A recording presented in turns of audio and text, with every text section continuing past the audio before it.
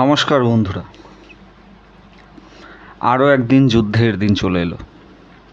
কেন যুদ্ধের দিন? কারণ আমরা সবাই ফাইটার। আমি এই ফাইটার শব্দটা কেন বলছি?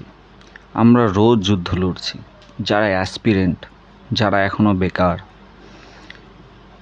সরকারের গাফিলতি হোক বা আমাদের নিজের, যে কোনো কারণে আমরা যখন একটা সমাজে চাকরি পাই না, আমাদের সব পড়াশোনা ব্যর্থ হয়ে যায়।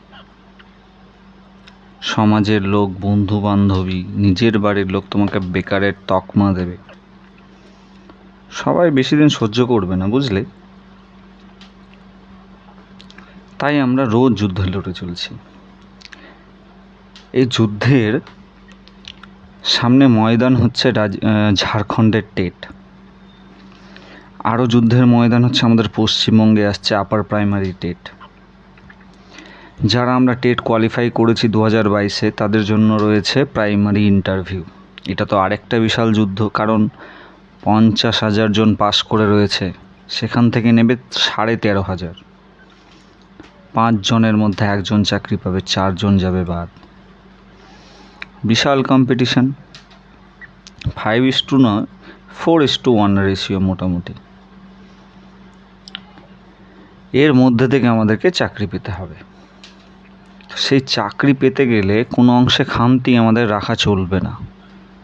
আমরা দেখেছি সামনে যত টেট পরীক্ষা হচ্ছে, তাদের কোশ্চেনের মান কিন্তু যথেষ্ট ভারী আসছে। আগের মতো আর সহজ দিচ্ছে না, কারণ ওই একই, তোমরা সবাই পাশ করে যাবে, সরকারের বিরুদ্ধে আন্দোলন করবে, এভাবে কতদিন চলতে পারে, তাই না? তাই তারাও করেছে এক নতুন পন্থা। কোশ্চেনের মান করেছে উন্নত, পাস করবে অল্প সংখ্যক, সকলে পাবে চাকরি। এই যেমন দেখলাম আমরা স্পেশাল এডুকেশনের ক্ষেত্রে। তো চলো, আজ আমরা পড়ব শিক্ষার ক্ষেত্রে স্বাধীনতা পরবর্তী যে নানা ধারাগুলো রয়েছে, সেগুলো পড়ব। আচ্ছা, তোমরা কি জানো 1975 সালের আগে শিক্ষার রাজ্যের তালিকাভুক্ত ছিল? শিক্ষা ছিল রাজ্যের তালিকাভুক্ত। 1976 সালে কেন্দ্র লক্ষ্য করলো 1975 সালের আগে যে নানা কেন্দ্র শিক্ষার ক্ষেত্রে নানা আইন আনছে, কিন্তু সেগুলো সব রাজ্য মানছে না বা ইমপ্লিমেন্ট করছে না। আর ভারত হচ্ছে ডাইভার্সিটির রাজ্য, বিভিন্ন রাজ্য মিলে একটা দেশ তৈরি হয়েছে। এখন সব রাজ্যকে সমানভাবে চালাতে গেলে এবং একতা আনতে গেলে তাহলে কেন্দ্রের হাতে শিক্ষার অধিকারটা নিতে হবে, আইনটা নিতে হবে। তাই জন্য 1976 সালে 42তম সংশোধনের দ্বারা 42তম সংশোধনের দ্বারা শিক্ষাকে যৌথ তালিকাভুক্ত করা হলো। মানে সেখানে কেন্দ্রেরও ভূমিকা থাকবে এবং রাজ্যেরও ভূমিকা থাকবে। তাহলে কোশ্চেন আসে, শিক্ষা যৌথ তালিকাভুক্ত কত সালে হয়? 1976 সালে। কততম সংশোধনের দ্বারা হয়? 42তম সংশোধনের দ্বারা হয়। আমরা কিন্তু এটা মনে রাখব, কেমন? আচ্ছা, এনসিটির ফুল ফর্ম জানো তোমরা কেউ?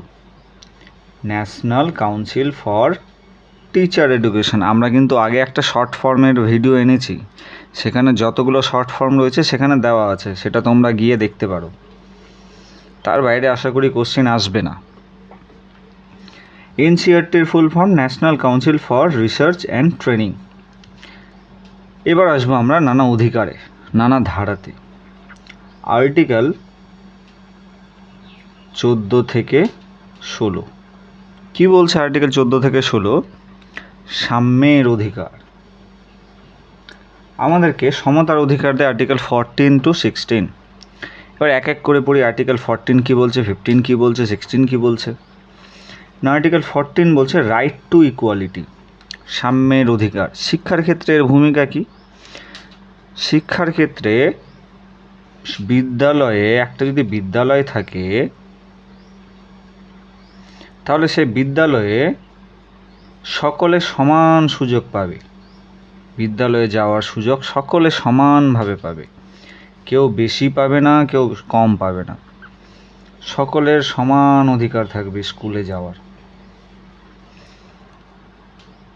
শিক্ষক নিয়োগ আইনের দৃষ্টিতে সবাই সমান। ধারা 15 কি বলছে? আর্টিকেল 15, জাতি, ধর্ম, বর্ণ, জন্মস্থান ইত্যাদির ভিত্তিতে রাষ্ট্র কোনো বৈষম্যমূলক আচরণ করবে না। মানে স্কুলে কোনো বাচ্চা উঁচু বর্ণের বা কোনো বাচ্চা নিচু বর্ণের, কোনো বাচ্চা সাঁওতাল বা কোনো বাচ্চা অন্য জাতির, এই যে আগে ছিল না অচ্ছুত বা ছোঁয়াচে, এগুলো বৈষম্যমূলক আচরণ শিক্ষাক্ষেত্রে কোনো যে করা যাবে না, শিক্ষাঙ্গনে তো আরোই করা যাবে না। সকলের সমান অধিকার থাকবে। আর্টিকেল 15A পার্টিকুলারলি কি বলছে? শিক্ষাক্ষেত্রে নারীদের সমান অধিকার থাকবে। শিক্ষাক্ষেত্রে আমাদের যে ছোট্ট ছোট্ট মেয়েরা, আগে তো তাদের বয়সের আগে বিয়ে দিয়ে দেওয়া হতো বা তাদের ঘরের কাজ করানো হতো, বলা হতো যে তারা চাকরি পেয়ে কী করবে, সেই তো পরের বাড়িতে গিয়ে বাসন মাজবে। এই ধারণা ভাঙতে হতো, এই ধারণা ভাঙতে সরকার এনেছিল আর্টিকেল 15A, শিক্ষাক্ষেত্রে নারীদের সমান অধিকার। ধারা 15 সাবক্লজ 3 কি বলছে? রাষ্ট্র নারী ও শিশুদের জন্য বিশেষ ধরনের যে কোনো ব্যবস্থা গ্রহণ করতে পারবে। যেমন আমাদের পশ্চিমবঙ্গে চলছে কন্যাশ্রী, নারীদের শিক্ষার অধিকার অগ্রাধিকার আনার জন্য তৈরি হয়েছে এটা। তার মানে আমরা কি বুঝলাম? রাষ্ট্র নারী এবং শিশুদের শিক্ষা যাতে আরও ভালো হয় তার জন্য যে কোনো স্পেশাল যে কোনো ব্যবস্থা গ্রহণ করতে পারে। ধারা 16 কি বলছে? আর্টিকেল 16 কি বলছে? আর্টিকেল 16 বলছে সরকারি চাকরি ক্ষেত্রে রাষ্ট্র নাগরিকদের সাথে বৈষম্যমূলক আচরণ করতে পারবে না, অর্থাৎ সরকারি চাকরির ক্ষেত্রে সমান সুযোগ দিতে হবে। সকলে ধর্ম বর্ণ নির্বিশেষে, বুঝতে পারলে? এমন হবে না যে কোথাও হিন্দুদেরকে বেশি দেওয়া হচ্ছে, কোথাও মুসলিমদেরকে বেশি দেওয়া হচ্ছে, কোথাও খ্রিস্টানদেরকে বেশি দেওয়া হচ্ছে। এই বৈষম্যমূলক আচরণ করতে দেওয়া যাবে না, সকলে সমসুযোগ পাবে। আর্টিকেল চলে এলাম এবার 21-এর 1 নম্বর ধারা। এখান থেকে এসেছে একটা স্পেশাল জিনিস, তোমরা দেখো কি হয়। National sample survey organization, NSSO short ফর্মে NSSO, সার্ভে করে দেখলো 1985 থেকে 95 সালে 10 বছরের মধ্যে যখন রিপোর্টটা আনলো 1985 থেকে 95, তারা সার্ভে করে দেখছে শিক্ষাক্ষেত্রে তো বিশাল গ্যাপ। কি দেখছে তারা দেখছে যে 92 লাখ স্কুল ছুট হয়েছে। 92 লাখ স্কুল ছুটের সংখ্যা হচ্ছে কত? 92 লাখ। এর জন্যই তো আনলো RTE act, right two education act. এই সার্ভের পরেই আনা হয়েছিল। স্কুল ছুটের এই অত্যাধিক পরিমাণ দেখে সরকারের মাথায় এলো যে এই শিক্ষা নিয়ে কিছু একটা আনতে হবে। এতদিনেও কিছু চেঞ্জ হয়নি, স্কুল ছুট বেড়েই যাচ্ছে দিনের দিন। RTE অ্যাক্টে কী হলো? Right two education act, the right of children to free and compulsory education act 2009। আচ্ছা, আগে কি সেটা রাইট ছিল না? না, আগে রাইট ছিল না। রাইট মানে হলো মৌলিক অধিকার। আগে কর্তব্য ছিল, মৌলিক কর্তব্য, গার্জেনের উপরে সেটা মানে বর্তাতো, কিন্তু এটা এখন রাষ্ট্রের হাতে বর্তাচ্ছে। শিক্ষক নিয়োগ, একটা রেশিও, যে স্টুডেন্ট টিচারের রেশিও মেনটেন হচ্ছে না, এগুলো কিন্তু রাইট টু এডুকেশন অ্যাক্টের আন্ডারে। একটা বাচ্চার রাইট ভালো করে পড়তে পারা। এটা কত সালে আনা হয়েছিল? 2002 সালে। রাষ্ট্রপতি পাশ করে কত সালে? 2009 সালে, এবং লাগু হয় 2010 সালে। লক্ষ্য কী ছিল এটার? ভারতের প্রত্যেক শিশুদের অবৈতনিক ও বাধ্যতামূলক শিক্ষা নিশ্চিত করা। শুধু কি এতটুকুই? না, স্কুল ছুট কমানো, স্কুল ছুট যাতে না হয়। 2002 সালে, এটা কত সালে আনা হলো? 2002 সালে 86তম সংশোধনের দ্বারা, 86তম সংশোধনের দ্বারা আনা হয়েছিল এটা। 86তম সংশোধনের মাধ্যমে এটি 21-এ যুক্ত করা হলো। ইহা 6 থেকে 14 বছর শিশুদের শিক্ষার মৌলিক অধিকারের আওতায় আনে। 2005 থেকে 8 সালে এই বিলটি ড্রাফট করা হয়, খসড়া তৈরি করা হয় পার্লামেন্টে। আগস্ট মাসের 4 তারিখ 2009 বিলটি পার্লামেন্টে পাস করা হয়, এবং 26শে আগস্ট 2009 সালে প্রথমে তো বিল পাস হয়, তারপরে রাষ্ট্রপতি দ্বারা সেটা সিগনেচার করলে তাহলে সেটা সম্মতিসূচক পাস হবে, আইনে পরিণত হবে। রাষ্ট্রপতি সম্মতিসূচকের পর বিলটি আইনে পরিণত হলো, এবং এপ্রিলের 1 তারিখ, এপ্রিল মাসের 1 তারিখ, 1 এপ্রিল 2010 এটি লাগু হয়। তাহলে আমরা জানতে পারলাম পরীক্ষায় কোশ্চেন আসবে কত সালে আনা হয়? 2002 সালে আনা হলো। পাস হলো কত সালে? 2009 সালে। লাগু হলো কত সালে? 2010 সালে 1 এপ্রিল। এটা কিন্তু দেখে রাখবে সবাই, ইম্পর্টেন্ট। মনিটরিং অথরিটিকে এনসিপিসিআর, মানে এটা লাগু হচ্ছে কিনা, দেশব্যাপী ঠিকঠাক চলছে কিনা। National commission for protection of child rights, এনসিপিসিআর। স্টেটের ক্ষেত্রে কে দেখে? স্টেট লেভেলের ক্ষেত্রে state commission for protection of child rights. তো বুঝতে পারলাম আমরা। চলো নেক্সট হচ্ছে আর্টিকেল 28। আর্টিকেল 28 কি বলছে? যে সকল শিক্ষা প্রতিষ্ঠান সরকার পরিচালিত হয় সেসব শিক্ষা প্রতিষ্ঠানে ধর্মীয় শিক্ষা প্রদান করা যাবে না। সরকারি কোনো শিক্ষা প্রতিষ্ঠানে কোনো রকম কোনো ধর্মীয় শিক্ষা দেওয়া যাবে না। হিন্দু হোক, মুসলিম হোক, জৈন হোক, খ্রিশ্চান হোক, কোনো রকম সরকারি স্কুলে বা আধা সরকারি বা সরকার পোষিত স্কুলে ধর্মীয় শিক্ষা দেওয়া যাবে না। তাহলে সরস্বতী পূজা কি হয়? সরস্বতী পুজো আমাদের সমাজ থেকে হয়। আর্টিকেল 29 কি বলছে? সংখ্যালঘু সম্প্রদায় সহ ভারতের যে কোনো স্থানে, আর্টিকেল 29 দেখি আমরা, বসবাসকারী নাগরিকদের যদি নিজস্ব সংস্কৃতি থাকে তাহলে সেই সংস্কৃতি সংরক্ষণের অধিকার থাকবে। যেমন মাদ্রাসা, চার্চ তৈরি হচ্ছে বা বৌদ্ধ স্কুল তৈরি হচ্ছে না, সেটা কোন আর্টিকেলের আন্ডারে হচ্ছে? আর্টিকেল 29। আরেকটা আর্টিকেল দেখব আমরা, খুব স্পেশাল আর্টিকেল, আর্টিকেল 30। কি বলছে এটা?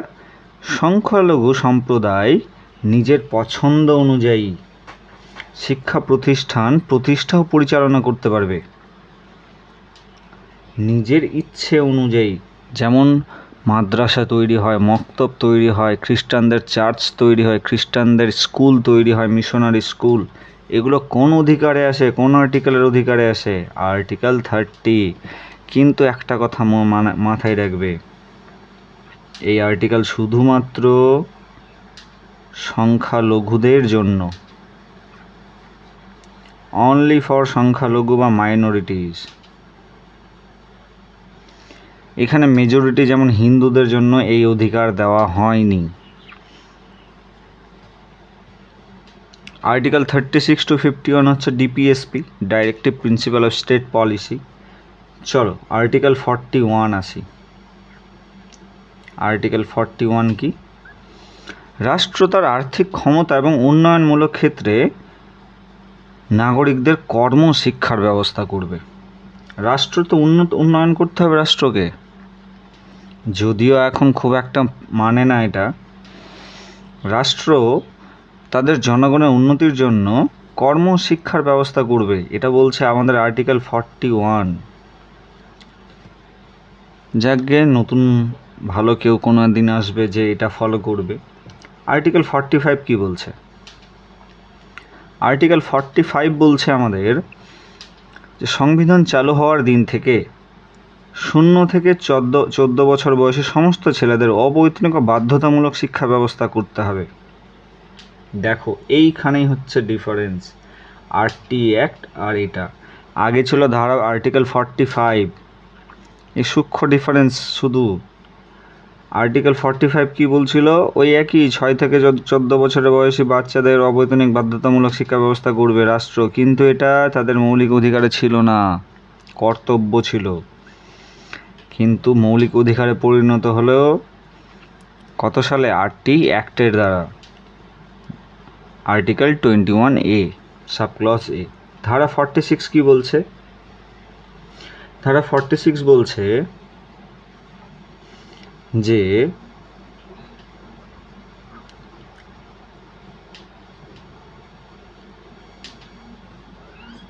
আর্টিকেল 46 বলছে এসসি এসটি ওবিসিদের জন্য আর্থিকভাবে শিক্ষা ব্যবস্থা গ্রহণ করবে রাষ্ট্র।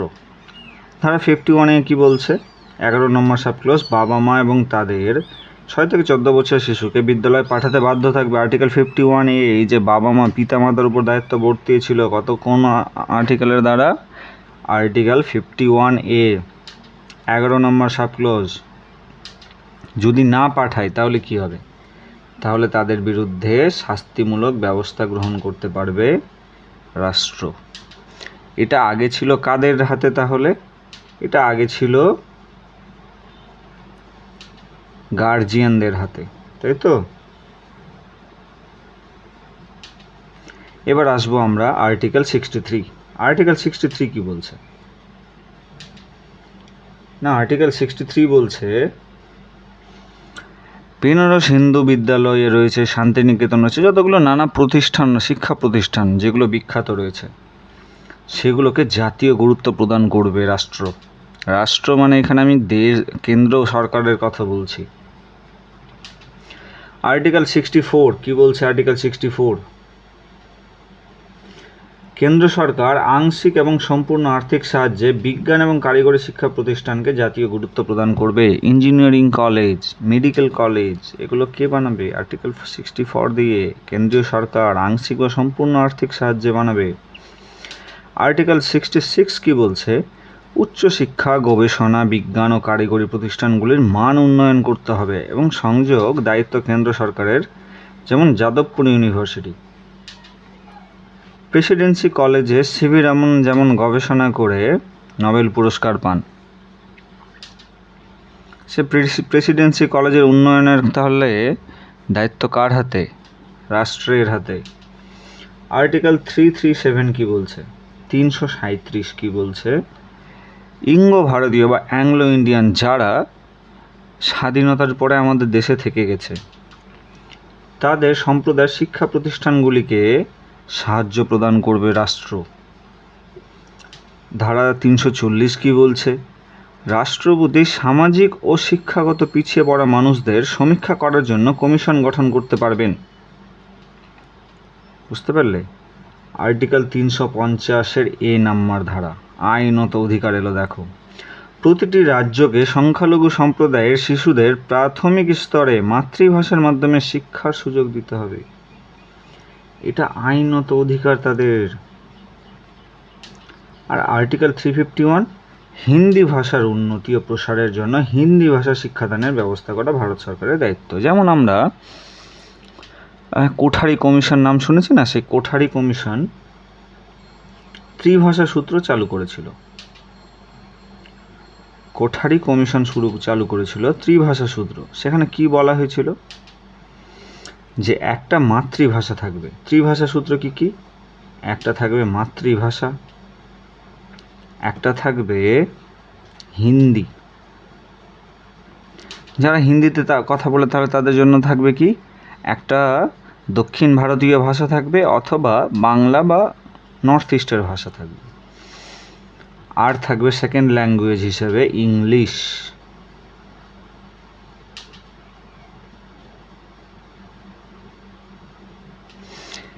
সেই কোঠারি কমিশন প্রথম যে 3টা ভাষা সূত্র চালু করেছিল, তাই কোঠারি কমিশনের অপর এক নাম ত্রিভাষা সূত্র কমিশন।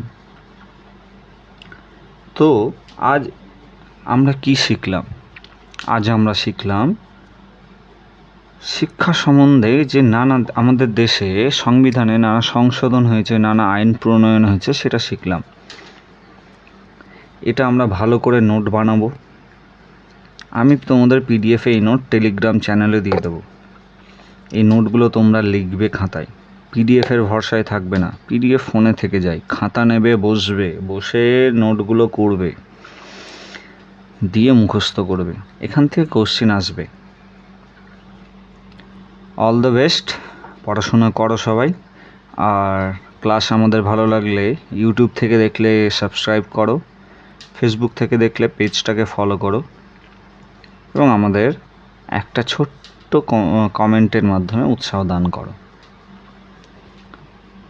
নমস্কার।